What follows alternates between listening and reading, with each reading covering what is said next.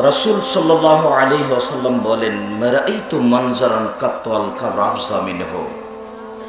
আমার জীবনে আমি দেখিনি কোনো দৃশ্য যেটা কবরের চেয়ে আশ্চর্য হতে পারে।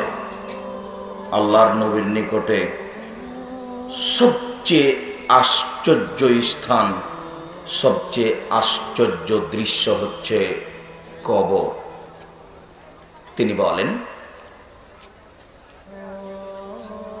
ফাইন নাজা মিনহু ফাবাদহু আইসারু মিনহু ওয়া ইন লাম ইয়ানজু মিনহু ফাবাদহু আশাদ্দু মিনহু।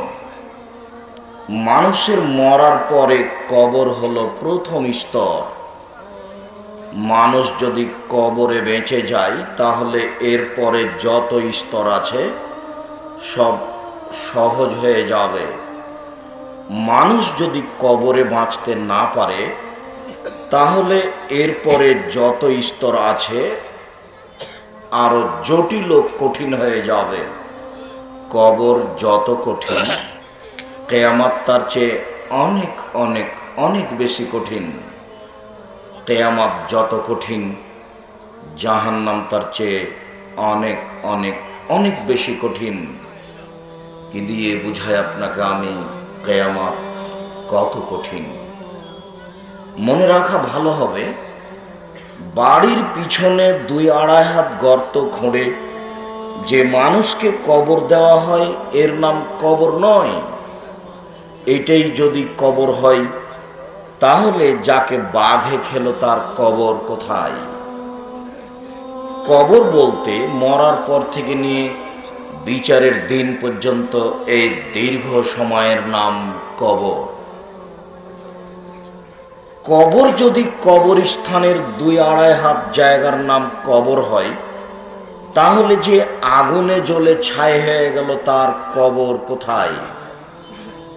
কবর বলতে মরার পর থেকে নিয়ে বিচারের দিন পর্যন্ত এই দীর্ঘ সময়ের নাম হলো কবর। কবর যদি কবর হয় তাহলে যাকে বাঘে খেয়ে নিল তার কবর কোথায়?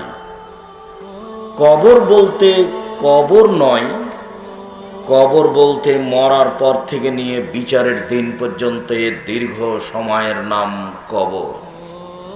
সম্মানিত উপস্থিতি, কবরের শাস্তি হচ্ছে স্বপ্নের মতো, যা বাস্তব দেখা যায় না। আপনি বসে আছেন, আপনার পাশে একটা লোক ঘুমিয়ে আছে। লোকটা স্বপ্নে দেখছে যে আমাকে গমা গোখরা সাপ দংশন করছে, ধাওয়া করছে। ঘুমিয়ে থাকা লোকটি বাপরে মারে করে চিৎকার করে পালাচ্ছে। তার মুখের শারীরিক আকৃতি থেকে বোঝাও যাচ্ছে কেন জানি কেমন কেমন করছে।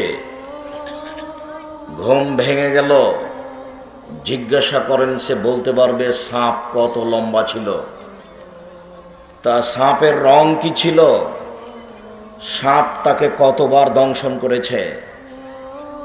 আপনি একটু বলেন তো, সাপ কি আপনি দেখতে পাচ্ছেন? তো ও তো দেখতে পাচ্ছে, রং বলতে পারছে, কতবার দংশন করেছে সেটাও বলতে পারছে। এইরকম হচ্ছে কবর। কবরের শাস্তি দেখা যায় না। কবরের শাস্তি সিডি ক্যাসেটের মাধ্যমে দেখা হারাম। কবরের শাস্তি মানুষের নাগালের বাইরে। ওই যে পেপার পত্রিকায় দেখেছিলেন, একটা কাগজে লেখা ছিল, সেটাও দেখেছিলেন যে জনৈক ইমাম কবর খনন করে দেখলেন একটা বড় বিষাক্ত সাপ লাশকে জড়িয়ে ধরে আছে। তা ইমাম সাহেব বললেন, এই কাগজটি ছাপিয়ে ছাপিয়ে যারা 50-40 করে বিতরণ করবে তাদের এই হবে। এটা একটা নগদ মিথ্যা কথা। কবরের শাস্তি দেখা যায় না। সাপে দংশন করবে এ কথা ঠিক, কিন্তু সাপ দেখা যাবে এ কথা মিথ্যে। কবরের শাস্তি মানুষের নাগালের বাইরে। কবর যত কঠিন, কিয়ামত তার চেয়ে অনেক বেশি কঠিন। মহান আল্লাহ বলেন, অনফিখা ফিস-সূর ফাফাজিয়া মান ফিস সামাওয়াতি ওয়া মান ফিল আরদ।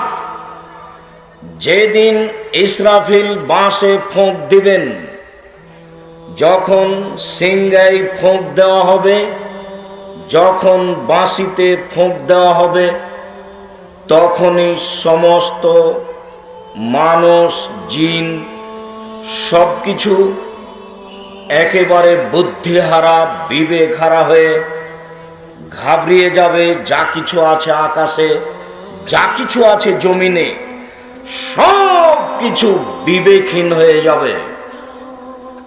মহান আল্লাহ বলেন,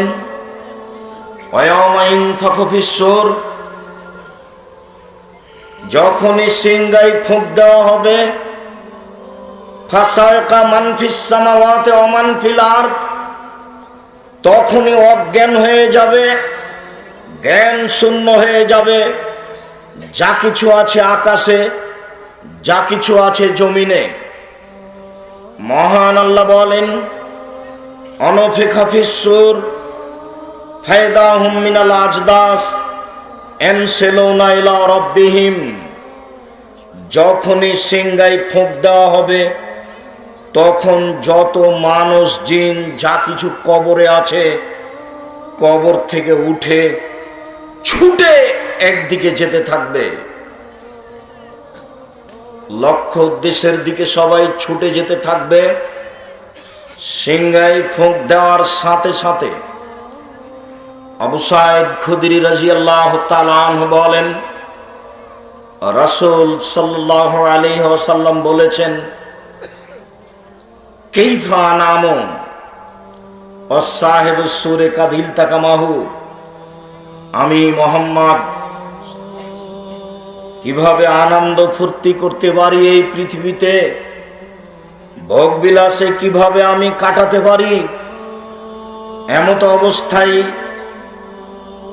সিংগাওয়ালা, বাঁশিওয়ালা বাঁশি মুখে করে আছেন। ওয়াসগা সামাহু, কান উপরে লাগিয়ে আছেন। ওয়াহানা জাবহাতাহু, মুখমণ্ডল নিচু দিকে করে আছেন। মাতাই মরবিন নাফকে, কখন তাকে আদেশ করা হবে সিংগায় ফোঁক দেওয়ার জন্য। সম্মানিত উপস্থিতি, অত্র হাদিসের বাস্তব আপনাকে এখনো আমি বুঝাতে পারিনি। এই ছেলে, তোমরা যারা দায়িত্ব পালন করছো, দেখো তো এই শেষ প্রান্ত হাঁটে কেন দুই একজন? আর যারা বাইরে চলাচল করছে তাদেরকে একটু লক্ষ্য করেন, বাইরে কেউ চলাচল করতে পাবে না। মাথায় গোবর ঢুকে আছে। আমরা এখানে কথা বলি, আপনি বাইরে দোকানে দাঁড়িয়ে থাকেন কেন? আজকেই সব কিছু কিনতে হবে?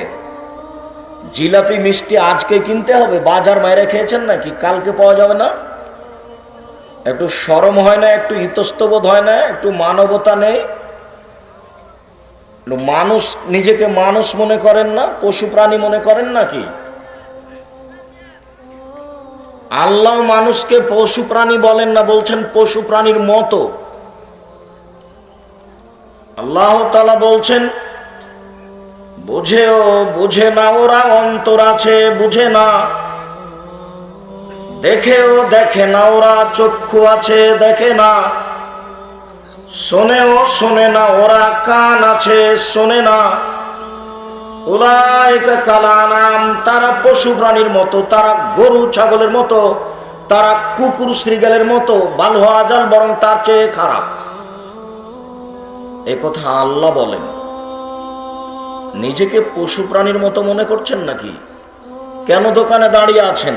আমরা এখানে কথা বলি, আজকে দোকানে সবকিছু কিনতে হবে? বারবার চায়ের স্টলে গিয়ে আজকে চা কিনতে হবে? আজকে বান্ধবী নিয়ে ওখানে বেঢঙ্গার মতো কথা বলতে হবে? ফাজলামি করো বেটা তুমি এখানে দিনের আলোচনা শুনতে এসে? তুমি ওখানে রং তামাশা পিটো কেন? শরম হয় না তোমার? তুমি নিজেকে পশু মনে করো? তুমি নিজেকে গরু ছাগল মনে করো?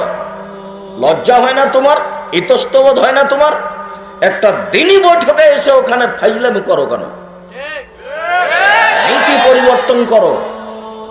নিজেকে মানুষ মনে করিও, পশু প্রাণী মনে করিও না। পশু প্রাণী মনে করা ঠিক নয়।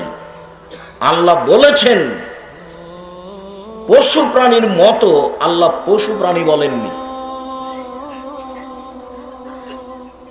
নীতি পরিবর্তন করতে গরু ছাগল পারে না, মানুষই পারে। অতএব নীতি পরিবর্তনের চেষ্টা করুন। এরকম দিনী বৈঠককে মূল্যায়ন করার চেষ্টা করবেন। রাস্তাঘাটে আড্ডা পিটছেন কেন? ওখানে কি আছে? কি পেয়েছেন ওখানে? আজকে সবকিছু কিনতে হবে। মহান আল্লাহ বলেন, ওয়ানাহশুরুহুম ইয়াওমাল কিয়ামা, আমি বিচারের মাঠে তাদেরকে একত্রিত করব আলা ওয়াজুহিহিম, মুখের মাধ্যমে, উমিয়াম ওয়া বুকমা ওয়া সুম্মা, অন্ধ করে, বধির করে, বোবা করে। মুখ থাকবে নিচের দিকে আর পা থাকবে উপরের দিকে। মুখে কথা বলতে পারবে না, কানে শুনতে পাবে না, চোখে দেখতে পাবে না। কি দিয়ে বুঝায় আপনাকে আমি বিচারের মাঠ কি জিনিস? মহান আল্লাহ বলেন, ওয়ানাহশুরুহুম ইয়াওমাল কিয়ামা, বিচারের মাঠে আমি তাদের একত্রিত করব আলা ওয়াজুহিহিম, মুখের মাধ্যমে। মুখ থাকবে নিচে, পা থাকবে উপরে। অন্ধ করে, বধির করে, বোবা করে। আনাস রাদিয়াল্লাহু তাআলা আনহু বলেন, কাইফা ইয়ামশি আলা ওয়াজুহিহিম, আল্লাহর নবী বিচারের মাঠে মানুষ মুখের মাধ্যমে কিভাবে হাঁটবে? মানুষ কি মুখের মাধ্যমে চলতে পারবে? আল্লাহর নবী বললেন, আল্লাযী কাদিরুন ইয়ামশি আলা আকদামিহিম ওয়া হুয়া কাদিরুন ইয়ামশিহু আলা ওয়াজুহিহিম, যে আল্লাহ মানুষকে পায়ের মাধ্যমে আজ চালাতে সক্ষম, যে আল্লাহ পায়ের মাধ্যমে আজ চালাতে সক্ষম, সে আল্লাহ বিচারের মাঠে মানুষকে মুখের মাধ্যমে চালাতে সক্ষম। তিনি সর্বশক্তিমান। কিভাবে মানুষ হাঁটবে আপনাকে আমি কি দিয়ে বুঝাই? পা থাকবে উপরের দিকে, মুখ থাকবে নিচের দিকে। এ আবার কেমন কথা হলো? কথা তো এইটাই।